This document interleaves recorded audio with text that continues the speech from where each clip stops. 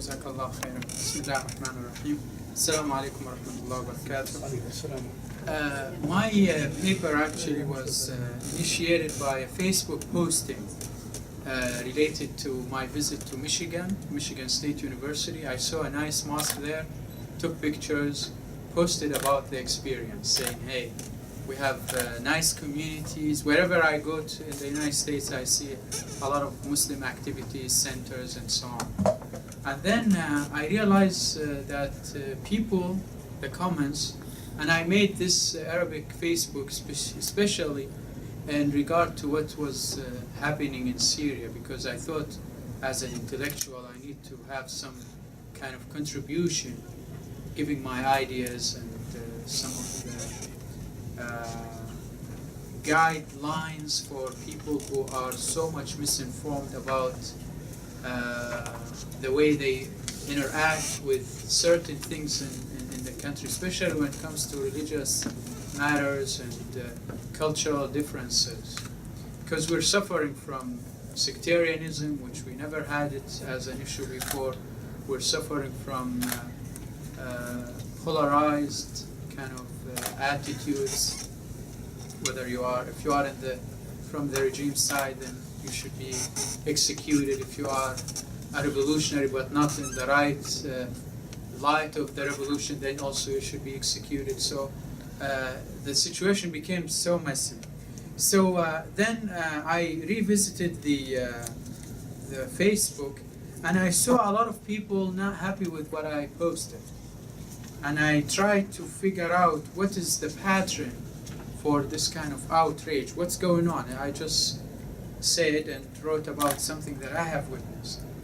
And I realized that the motivation for people to dismiss what I wrote about my experience in the West is basically related to their understanding that Jews and Christians mean, as these two groups, they mean actually the West.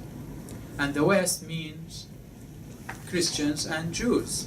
Therefore, their position on these two groups is not informed by the reality of what Jews and Christians are doing, how they are interacting with each other or with Muslims, but rather, surprisingly, by Muslims' understanding of a verse in the Qur'an that says, وَلَن تَرْضَى عَنْكَ الْيَهُودُ وَلَا النَّصَارَى حَتَّى تَتَّبِعَ مِلَّتَهُمْ.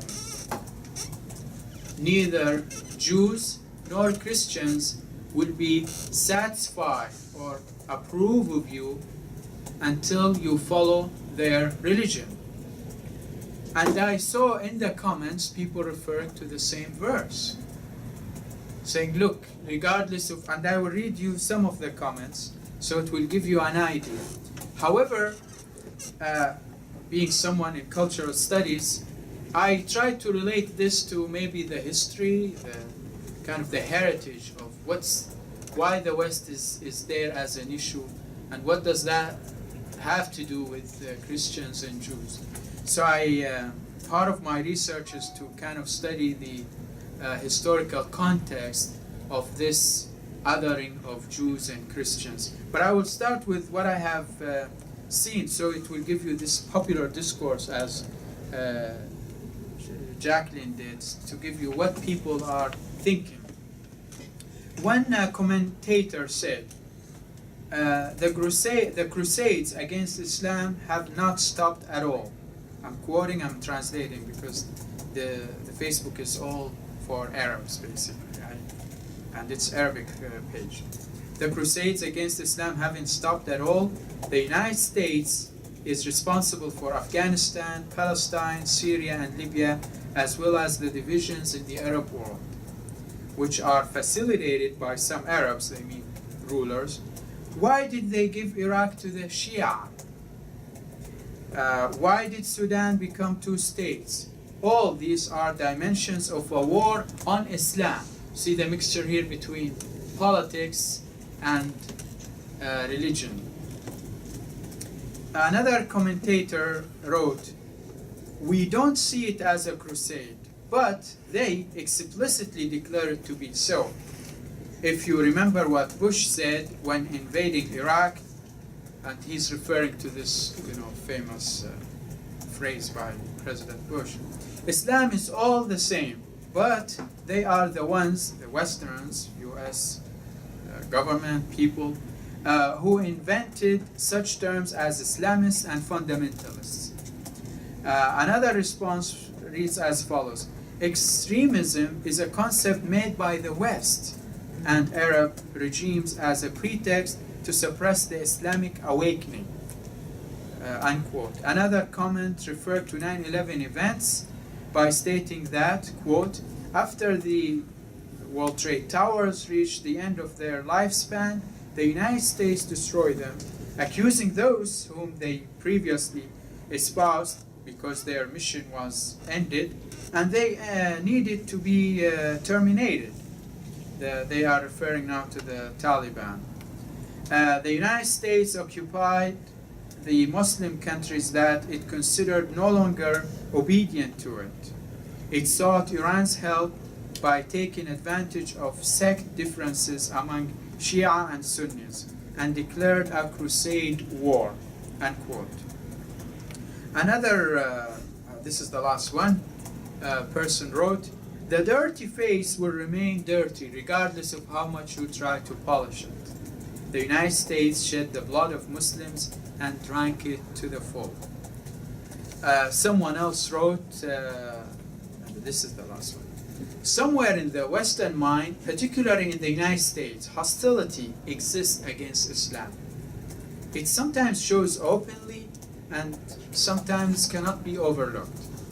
A glaring example which cannot be ignored at all is Palestine. So for any cultural critic interested in the Arab and the Arab political culture, these attitudes are prevalent in the Arab world. I mean, these are not like, oh my God, by accident I saw. I have seen that a lot, but I never expected them to be in the context of me showing that there is good and nice coexistence in the United States. And I was not promoting anything. It was just by accident that I posted something that I experienced firsthand. These attitudes unveil political reactions largely fueled by the reality of the Western school politics in the Middle East, particularly regarding the question of Palestine, which is a major reason for much of the suspicious attitudes about the West. The war in Iraq and Afghanistan, as mentioned in the introduction, as I actually referred to, so it's part of the research that I'm doing to put it in context, has fueled yet more antagonism. This hostility is based on political grounds as well as on religious reasons, especially after President George Bush used the term crusade in response to the 9/11 attacks. This term is loaded with unpleasant history, and it still backfires as gleaned from the comments of educated Arab citizens, some of whom assume that a president who recklessly resorted to these inflammatory remarks spoke for all Western or American people. It's also hard to ignore that there are generalizations that shape the rhetoric embedded in these comments. But to be sure, the political context in recent years provide a frame in which these comments can be understood and maybe analyzed. Politics can explain but hardly justify such culturally, socially, and religiously aggressive attitudes. Now, moving from this personal experience, I tried to find out, and by the way, after what I read to you, I saw people who are just referring to the verse. And that's actually the issue that I had, because they took the verse to make the argument for itself. So I don't need to explain to you what the West is doing, Christians or Jews. Listen to God's words. They will tell you everything. What do they tell me? Jews and Christians will never be satisfied until we Muslims become their followers. period. That's the end of it.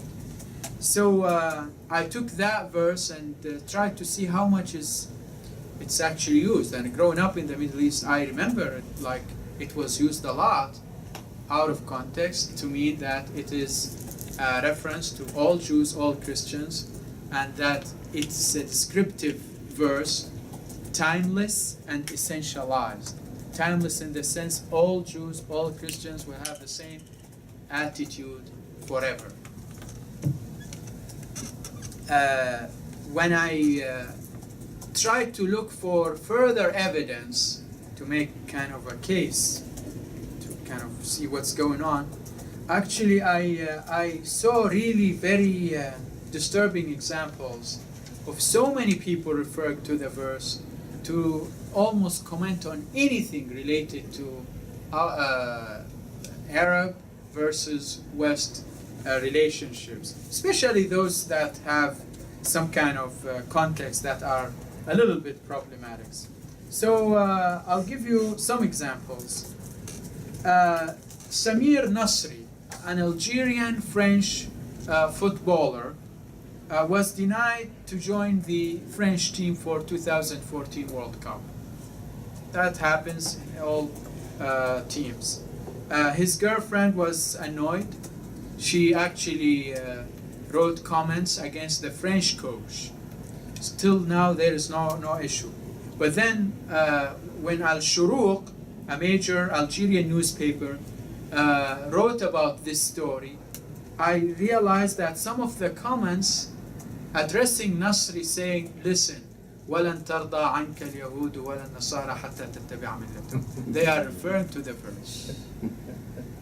Now, another example, Hafid Mirazi is also a popular Arab TV broadcaster. He was working for Al Arabiya, and he was not happy with the politics of the channel, so he quit. After that, then when the news was there, you will see comments about this piece of news, and one of them is actually referring to the same verse. Basically now you have to stretch the context, what they mean by referring to the Qur'an. It's like you are fired by a Saudi channel because you are talking the truth, and therefore your dismissal from the channel is still motivated by the grand theory that it's all the world is running by the Jews and Christians, therefore this is the reason why you were fired. A journalist from Kuwait, in 2013 there was unrest in Turkey. Erdogan was trying to contain the situation. This journalist wrote an article, a newspaper article, and he put the title like this: neither the Jews nor the Christians will be satisfied with you, Mr. Erdogan.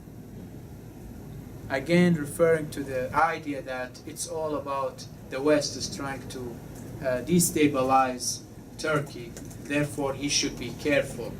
There is always an enmity between Christians and Jews. Now, what we realize here is that there is misunderstanding between the West and Christians and Jews. If we go to the reality of on the ground, you mean the Muslims and the Christians? Muslims on the one hand, misunderstanding, and Jews and Christians on the other. Yeah, because you said the West. Okay, go ahead. Maybe. They believe that a state like a country like the United States is actually either Jewish or Christian, and they don't take the political frame of this country, that it's a secular democracy. It's not affiliated with a religion per se.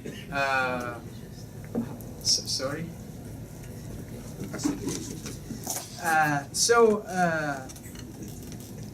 The West to imply Jews and Christians is very problematic when you also find out that in Finland and in Norway, almost 70 in Norway, 60 in Finland, people don't associate themselves with Christianity. So the West is not a Christian or a Jewish entity, political entity, or a geographical entity per se, but people are still referring to this verse, putting it out of context, and the ground doesn't even apply that this is what you mean when you are referring to the US or the West in general. The other issue is that some recent scholarship gives the future vision that by 2050 almost 75% of Christianity will be outside Europe, outside the West. It will be in Asia, Africa in terms of number, like if we count. And then this is one misunderstanding. The other big misunderstanding, which is my role as someone who is interested in the Quran, I went to the verse itself, and I realized that first, we don't have an established interpretation of this verse coming from the Prophet, the companions, or the Tabi'in, the companions or the generation that came after the companions. Therefore, we have only interpretations from Ibn Kathir, Al-Tabari, or Al-Qurtubi, and so on, all other interpreters. But none of them said, oh, I found actually an interpretation, an established interpretation of this verse coming from the Prophet or from the formative years of Islam. Therefore, all of these, and as I showed in my research, all of them actually try to interpret the verse in a way that it's just either take the value, the service value of the verse, saying, as it was saying, neither the Jews nor the Christians will be satisfied with you. But the interesting part when you go to the classical exegetes is that they almost unanimously agree that it's for the Prophet Muhammad, not for all Muslims. The addressee, لن ترضى عنك, is not for all of you or as a single Muslim. It's actually a verse that addresses Prophet Muhammad himself, as we have seen in other examples of the Quran. And when the verse continues to say, قُلْ إِنَّ هُدَى اللَّهِ هُوَ الْهُدَى, it's actually very hard to imagine that this is the Quran is addressing me. It's for me to say, قُلْ إِنَّ هُدَى اللَّهِ هُوَ الْهُدَى. It's, if we take the linguistic analysis of the verse, we will see that it's actually related to the Prophet. The other thing is actually the historical context. I mean, Jews and Christians, as I analyzed in the paper, were addressed in the Quran sometimes directly, and sometimes the Quran will talk about them for Muslims. He will say, don't follow the people of the book. And sometimes the Quran will tell about Jews and Christians, the Ahl al-Kitab, about past experiences where they didn't do very well when they had prophets and messengers. So the Quran was actually, in many places, a book that can address Jews and Christians. But in this verse, I think mostly it's about the Prophet, and it's as Al-Tabari and Al-Qurtubi and Ibn Kathir, it's actually for the Prophet not to care so much about distractions, whether people from Judaism or Christianity will follow him or not. That's not an important issue. You just need to keep the call for the truth. It's not that you have to embrace everyone and accept that everyone will embrace you. This is not how religions work. You try your best, and you will see what's the outcome. This is the third aspect of this analysis is that we have to know why then people in the Arab world have these attitudes. So I went to the beginning of Jews and Christians being considered as others. And I believe that the Umari Pact, or Al-Uhda al-Umariyya, maybe is the first kind of document that we see to show as a proof that Christians and Jews were now having certain social positioning, not necessarily motivated by scriptural evidence. It's just like how Omar agreed with these Christians from Syria to arrange certain precautions for in the future. Some of them were related to the military, of course, but as I saw, some of them are related to social life. I don't know why they volunteered actually to do stuff that was not necessarily related neither to politics or to the military. For example, to dress the same all the time. Though we can try to interpret why they agreed to do that. The other events that are related to the modern Arab consciousness about this relationship between Jews on the one Muslims on the one hand and Jews and Christians on the other is actually what happened in latter stages of Islam. We have the Crusades. That's still being an event referred to by Muslim populations. Then we have colonialism. That's still there as a heritage. We have the US invasion of Iraq. And we have even the history of Orientalism.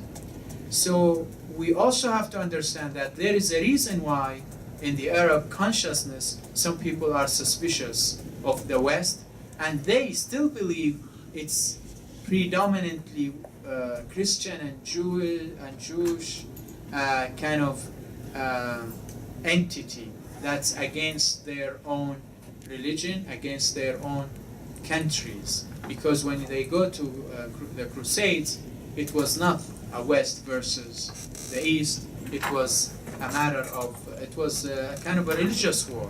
Also with colonialism, there was a dimension there. So there is always this threat coming from the West.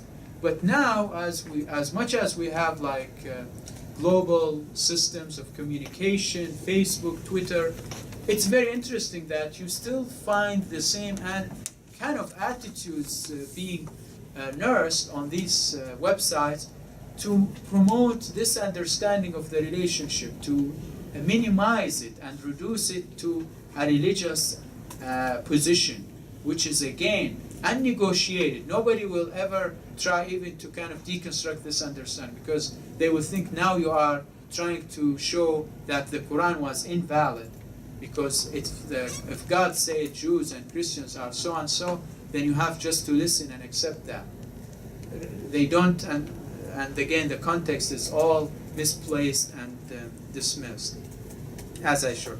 I will just tell you what I did. The last part of what I did in this research is to analyze the word Rida.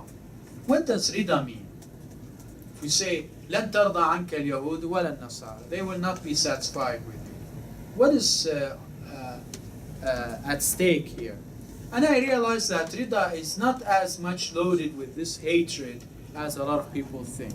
Rida, if we follow the systematic way of analyzing it based on how it appeared in the Quran, how it appeared in Arabic classical dictionaries and the Hadith, it sometimes means just like agreeing on something. So it can mean that the Jews and Christians will not agree that this is the religion that they will follow. It doesn't show at all, as people now when they invoke this verse, that there is a global plot. It's a war kind of declared on Islam by just referring to the verse. One hadith saying that if a woman wants to give permission for marriage, if she is silent, then that's rida. Sumatuha ridaha. If she is silent, then that's... So she is like, okay, that's fine. So Rida doesn't have this overly charged, hateful connotation in it, as I showed in my research. And but again, as I said, the reference to the verse is so much popular that one scholar from Saudi Arabia, his name is Abdul Aziz al-Tarifi, one of the most problematic responses that I have seen to Western versus Middle Eastern or Arab, and in the context of using this verse. He wrote on his Facebook, and his page is followed by 1,027 people, 27,000 people, and he had a Twitter account where it was circulated thousands of times. He said, if the West said that we don't have any enmity against Islam, we cannot accept that. Why? He said, because Allah said, وَلَن تَرْضَ عَنْكَ الْيَهُودُ وَلَا النَّصَارَى. He quoted the verse. And he said the following. He said, it's either that they are lying, because this is not the reality, or we have to dismiss the Qur'an. Because if God said it, then we have to accept it. And using this type of logic. Thank you so much.